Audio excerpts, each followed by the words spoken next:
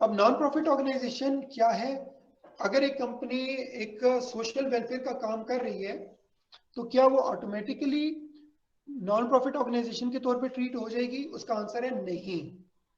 So first of all, उसका purpose charitable हो, उसका पर्पस वेलफेयर का हो, उसका पर्पस साइंटिफिक हो, उसका पर्पस एजुकेशनल हो, उसका पर्पस कोई स्पोर्टिंग का हो। वो लॉ में उसकी मुख्तलिफ पर्पसेस दिए हुए हैं जिससे आप कोई कमर्शियल एक्टिविटी ना करें। तो पहला, ये नीचे बुलेट्स फॉर्म में, ग्राफिक फॉर्म में आ रहा है, तो पहला उसके लिए क्राइटेरिया ये है कि उसका पर्पस जो है वो नॉन प्रॉफिट का हो, कमर्शियल ना हो।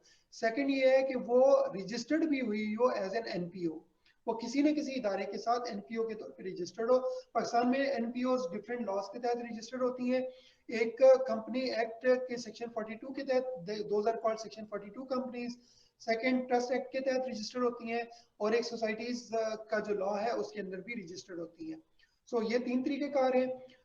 सो आपने किसी भी कंपनी को नॉन प्रॉफिट ऑर्गेनाइजेशन का अगर स्टेटस दिलवाना है तो उसके लिए क्या है, बहुत सारी एनजीओ आपसे कांटेक्ट करती हैं जी कि हम नॉन प्रॉफिट के तौर पे स्टेटस लेना चाह रही हैं, क्योंकि नॉन प्रॉफिट के ऊपर टैक्सेशन का एक डिफरेंट है structure.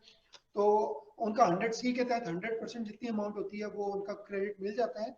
So in order to qualify for any NGO, non profit organisation, वो बेशक नॉन प्रॉफिट हो, उसकी वेबसाइट पे लिखा हुआ हो, वो बड़ी बड़ी ग्रांट्स, बड़े बड़े सोशल वेलफेयर के काम करती हो, लेकिन अगर वो इन तीन क्राइटेरियाज पे पूरा नहीं उतरेगी तो उसको हम एज पर इनकम टैक्स ऑर्डिनेंस उसको नॉन प्रॉफिट ऑर्गेनाइजेशन नहीं कहेंगे। सो उसके लिए क्या है कि पहले उसका पर्पस वो हो जो मैं बता चुका हूँ, सेकेंडली वो इन तीन लॉज में से किसी लॉ के तहत रजिस्टर्ड हो, और नंबर 3 उन्होंने अप्लाई भी किया हो to commissioner income tax, CIT को उन्होंने कमिश्नर इनकम टैक्स को अप्लाई भी किया हुआ हो। तो पहला क्या है जी, पर्पस। पर्पस क्या है? रिलीजियस पर्पस हो, एजुकेशनल पर्पस हो, चैरिटेबल, वेलफेयर, डेवलपमेंट पर्पस, और प्रमोशन ऑफ एमेच्योर स्पोर्ट्स। तो पहला ये है, पहला क्राइटेरिया ये है। सेकंड ये है कि वो किसी न किसी पाकिस्तानी लॉ के तहत रजिस्टर्ड हो as a non profit organisation.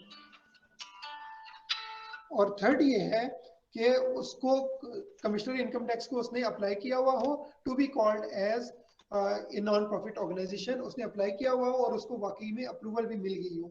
इसमें एक चीज नहीं है जो कि इधर, वो है पीसीपी की, पाकिस्तान सेंटर फॉर फिलैंथ्रोपी की भी एफबीआर रिक्वायर करता है।